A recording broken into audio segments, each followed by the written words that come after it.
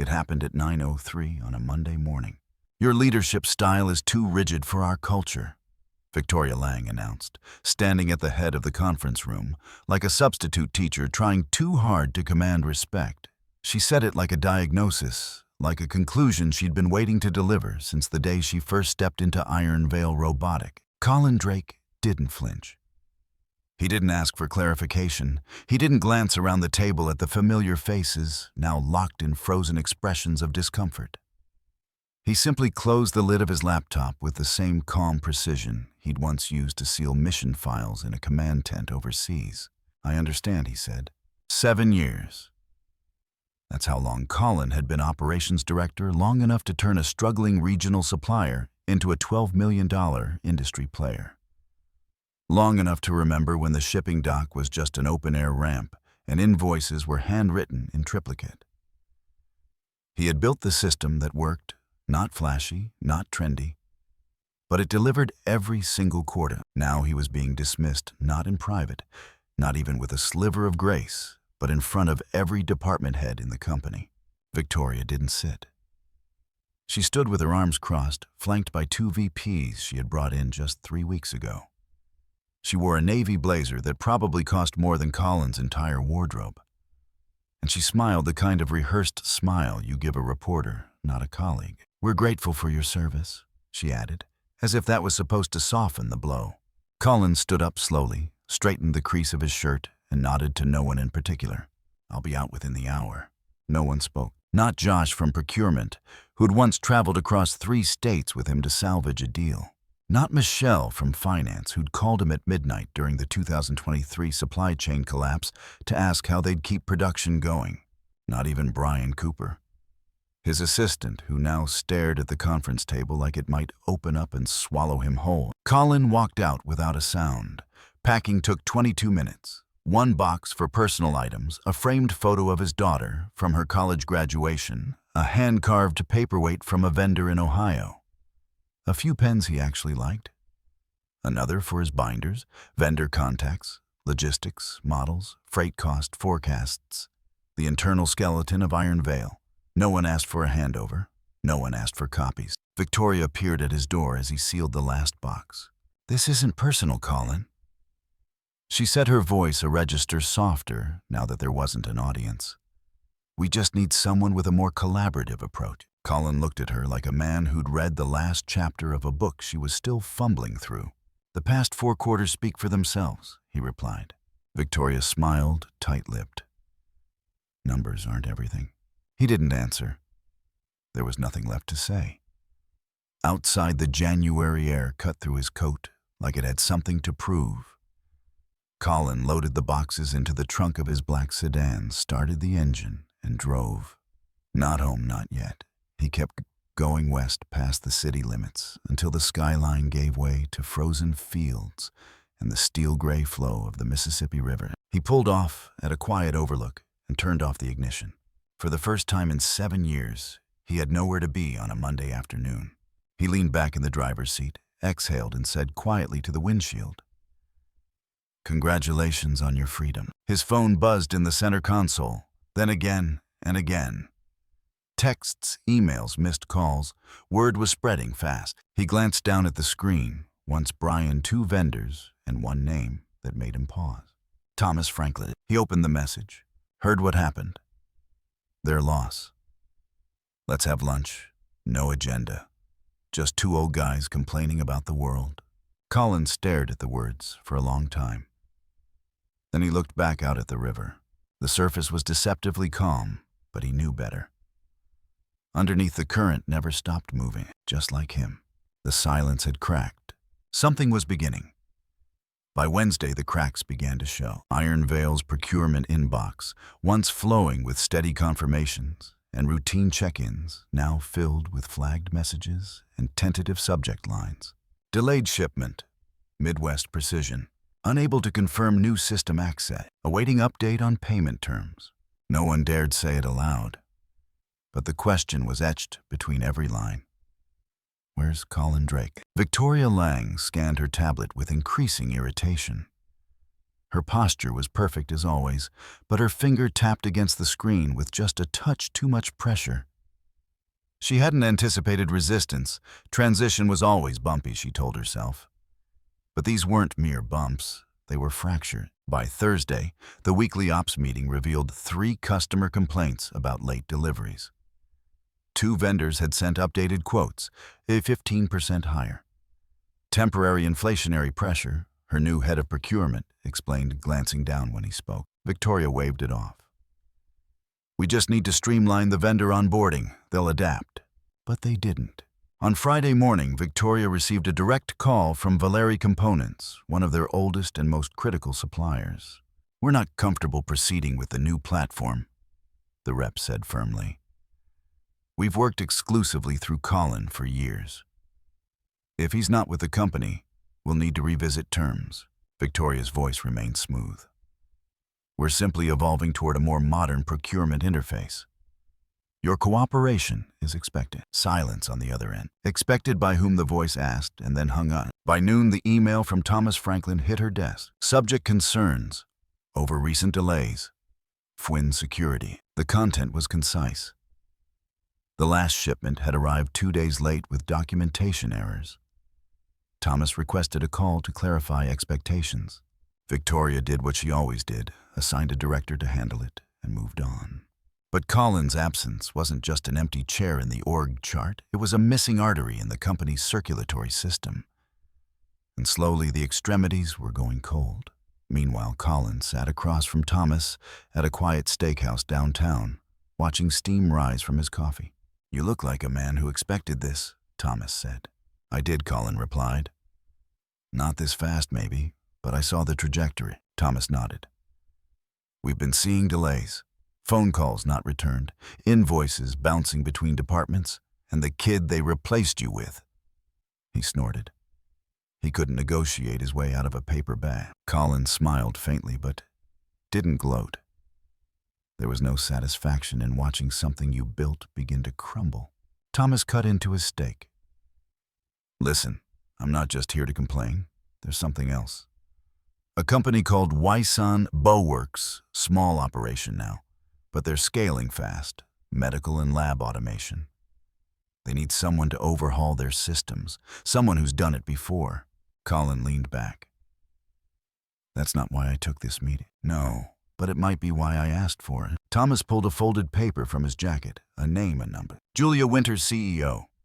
She's expecting your call. Colin didn't reach for the paper, yet. I gave them your name because I trust you, Thomas added. And frankly, they don't need a resume. They need a builder. Outside, snow dusted the sidewalk in gentle spirals.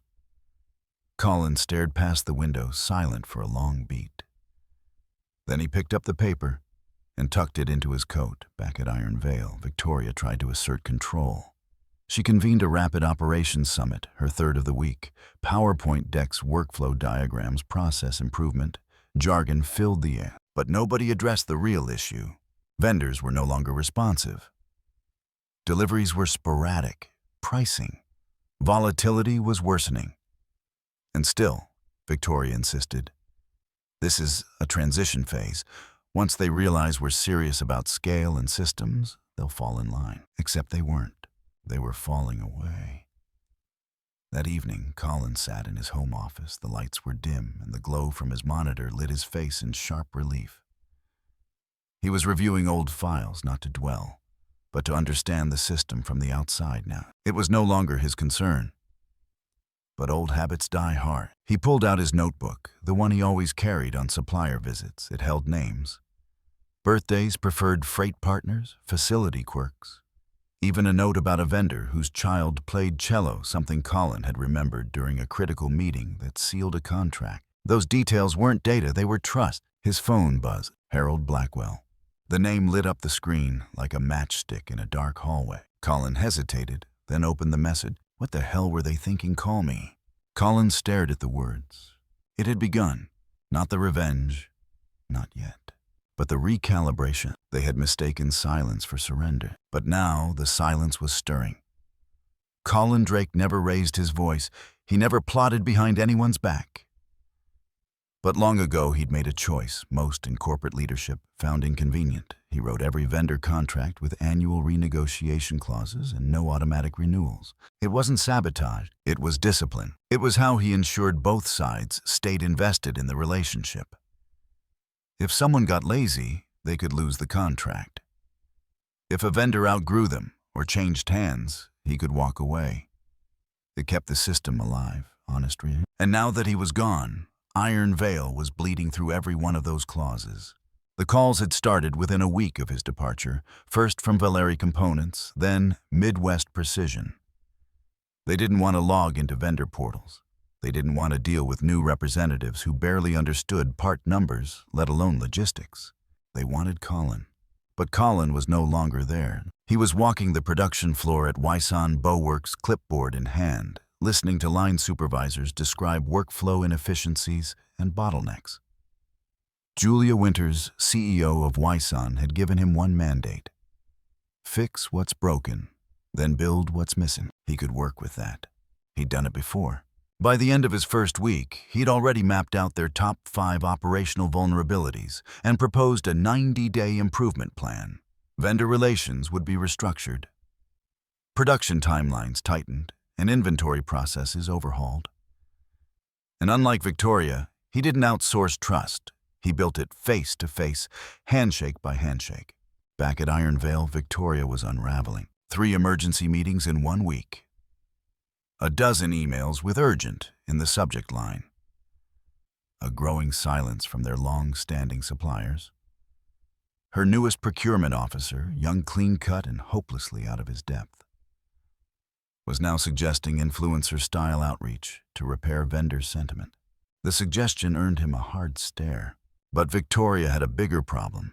Every time she tried to bring Colin back, he refused to answer. First a call sent to voicemail, then an email marked unread. Finally, a message routed through her executive assistant labeled request for informal consultation. She even offered compensation. Nothing. Victoria didn't understand. The system Colin had built looked simple on paper: vendors, margins, timelines, spreadsheets. But that was just the shell. The real machinery ran on human trust, cultivated in roadside diners and factory walkthroughs, in late-night phone calls and handwritten thank you notes after a big delivery. Colin hadn't left behind a system, he'd taken the glue with him, and now the cracks were widening. One afternoon, Julia stepped into Colin's office, holding a thin folder. "I've been thinking," she said, "if Iron Veil keeps collapsing at this rate, they might become available." Colin raised an eyebrow. "I mean acquisition," she clarified. "We need more production space. Their equipment's good, workforce is trained. We could fold them into our structure properly this time." Colin said nothing at first, just leaned back in his chair and folded his hands. "You're not the only one who's been watching them unravel," Julia added. "Their investors are spooked. One wrong quarter, and they'll be in fire sale mode." He nodded slowly. "You're not wrong," he said. "Would you be willing to lead that integration if it happened?" He didn't even need to think. "Yeah." And just like that, the blueprint began. Colin never intended to bring down Iron Veil. But when people choose to burn their own house down, there's no shame in buying the land. When the smoke clears. That evening, Colin opened his old phone directory, still handwritten, in a leather-bound ledger. He flipped to the H tab and dialed Harold Blackwell.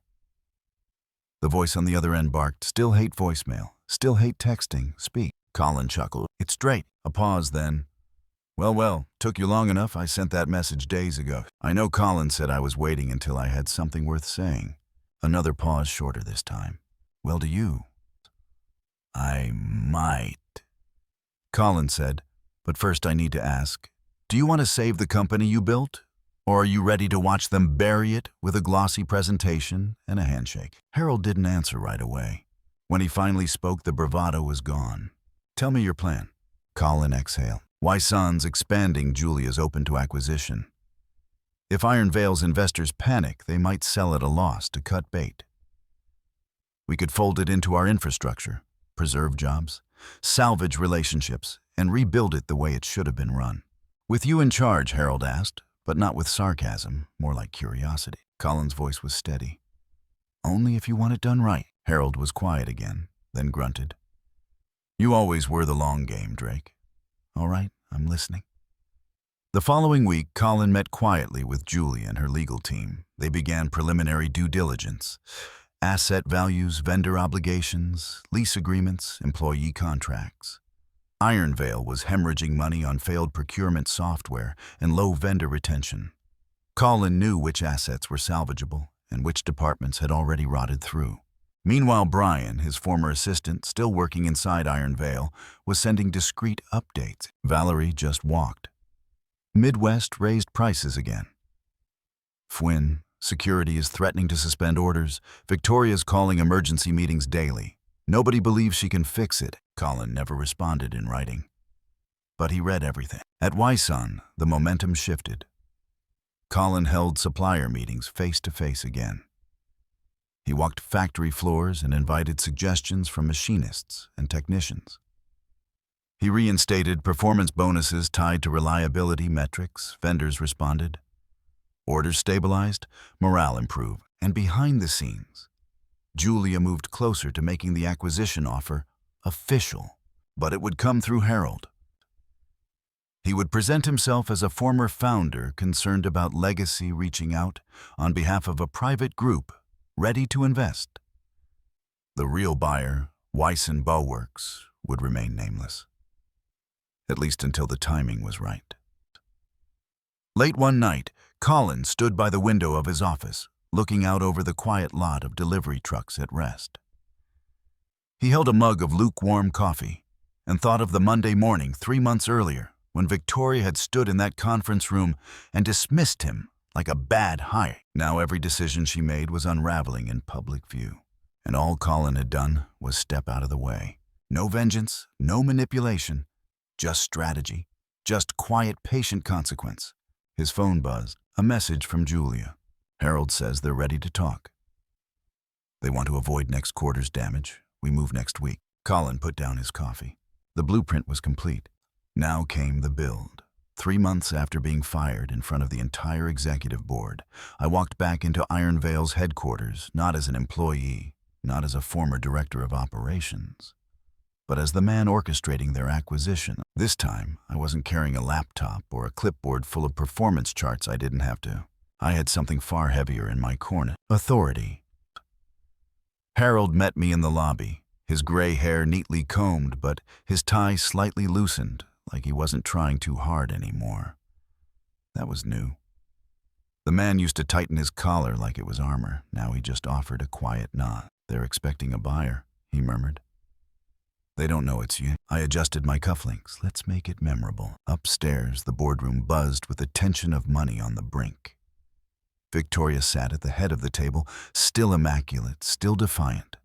Her navy suit was perfectly pressed, and her hair was pulled into a tight bun that made her look like she was trying to hold something together, probably herself. She stood when I entered. At first, her eyes flicked to Julia Winters, CEO of Wyson Bowworks, then to our legal counsel, then back to me. Then she froze. What is this? Her voice cracked ever so slightly. Harold calmly took his place at the end of the table. This is the formal presentation of an acquisition offer, he said. From Wyson Bowworks. Her lips parted in a scoff. Oh, nah, went with him. Jeffrey Pearson, the lead investor from Ascension Capital, cleared his throat without looking at her. The agreement has already been signed in principle. We're here to finalize execution. Victoria turned to me like I'd just betrayed her in war. You planned this from the beginning. I remained standing, my hands clasped lightly behind my back. No, I said evenly. You planned this the day you fired the wrong person for the wrong reason. She laughed sharp and forced. You think this company failed because of me? That's ridiculous. I took one step forward, not menacing, just measured. What you're seeing, I said slowly, is what happens when you treat people, partners, suppliers, even employees, as disposable. You didn't break Iron Veil overnight, but you set it on fire and locked the doors from the inside. Her face turned white. Julia stepped in, cool as ice. Let's move on. We're not here to argue intent. We're here to secure continuity. Pearson nodded. Let's get to him. As the lawyers began passing out contracts, Victoria stood frozen in place. She glanced around the room, hoping, maybe praying for someone to object. No one did. She pointed at me, voice shaking now. He sabotaged us. I turned toward her. Fully, I haven't contacted a single vendor since the day you fired me. But they called me, they left you. That should tell you something. Julia added. Our legal team reviewed everything. There's no breach of contract, no interference, no foul play, just gravity. You can't do this, she whispered. Pearson closed his folder. Victoria, your services won't be required during or after the transition. That was it. No ceremony, no applause, no tears, just silent. She gathered her notes, straightened her blazer, and walked out without looking back. I didn't watch her leave. I watched Harold. He leaned forward, hands on the table like a man anchoring a ship. Let's make this place better than we left it. And for the first time in a long while, I believed we would. That afternoon, as I walked through the production floor, I caught the look of recognition in several faces. Some of the old staff were still here. Good people engineers, procurement leads and technicians. People who had stayed loyal, even under chaos. Brian, now interim production manager, spotted me and jogged over. I thought the rumors weren't true, he said, breathless. But when I saw your name on the internal memo, I almost cheered out loud. I'm not here to save anything, I said. I'm here to rebuild it. He nodded solemnly. That's all we need. Later that day, I met with the integration team. Julia had given me full authority to reshape Iron Veil's operational structure, vendor contracts, manufacturing priorities, even staffing. But I wasn't planning to gut the place. I was planning to restore it, not to what it had been, but to what it should have become, had it not been derailed by ego and metrics and buzzwords that never built a damn thing. Over the next few hours, I walked through every department, shook hands, took notes, asked questions. The consultants never did. Not, how do we automate this, but what's actually not working and why haven't you said anything? I got real answers. One engineer admitted they'd been using outdated specs because they couldn't get approvals fast enough. A line supervisor told me they were losing hours each week, chasing late shipments, because supplier contacts had been replaced by ticketing systems that led nowhere. Victoria's systems had been polished, but lifeless. Now it was time to build something with a pulse. That evening, standing in what used to be my old office, now being cleared for reconfiguration, I looked out the same window where I once watched trucks load finished products on time, under budget. Back then, I had walked away with 2 boxes. This time, I'd come back with a blueprint. And it was only just beginning. 6 months after being fired in front of his colleagues, Colin Drake stood on the floor of the newly integrated Wyson Iron Veil plant, clipboard in hand, surrounded by a humming symphony of machines workers and progress. It didn't feel like a return. It felt like a beginning. The light through the high windows was golden soft, with the late afternoon catching the steel contours of conveyor arms and sorting trays. Brian, now the production manager, waved him over with the calm confidence of someone who finally felt seen. Midwest Precision confirmed the delivery schedule, Brian reported, tapping the screen on his tablet. They also accepted our proposal for long-term inventory planning. Colin nodded. They trust us again. And that was everything. That trust, not the software, not the dashboards, was the heart of any sustainable operation. Colin had built his reputation on handshakes, not automation, and now that foundation was holding firm. The company had kept 185 out of the original 200 workers from Iron Veil. It was one of the few non-negotiables Colin had pushed for in the merger. People matter processes are built around them, not the other way around. Julia Winters, CEO of Wyson Bowworks and Colin's current boss, had backed him fully. We don't just want production efficiency, she'd told him. We want resilience. We want the kind of loyalty that can't be bought, and that meant rebuilding the supply chain from the ground up. Not through third-party vendor platforms, but through calls, visits, coffees, and context. Midwest Precision had started shipping on time again. Valari components, once alienated under Victoria's digital reforms, had returned to priority delivery status. But not everyone was happy about Colin's rise. Some of the former investors of Iron Vale were whispering through the grapevine that the acquisition was a long game of revenge.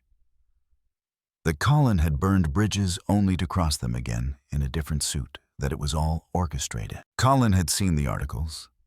Anonymous sources, speculative headlines, fired director engineers, takeover, or worse, sabotage by silence.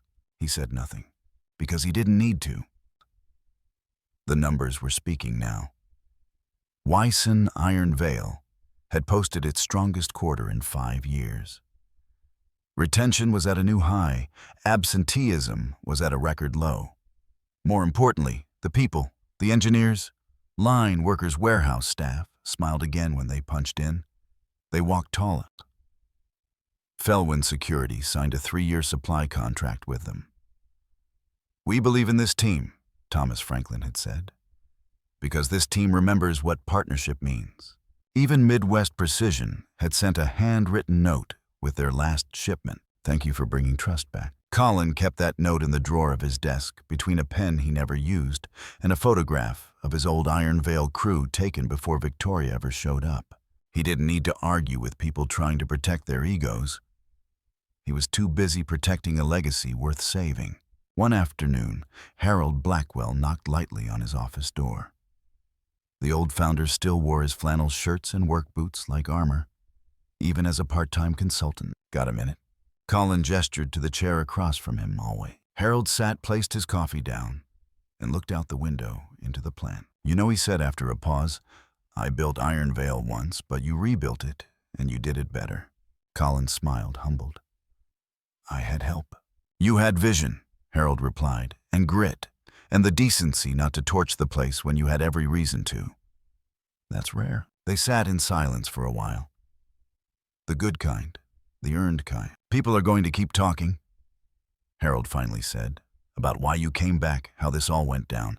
You going to set the record straight." Colin looked out the same window. Down below, 2 assembly technicians laughed as they calibrated a robotic gripper. Newer equipment hummed alongside the legacy systems, people from both companies working side by side.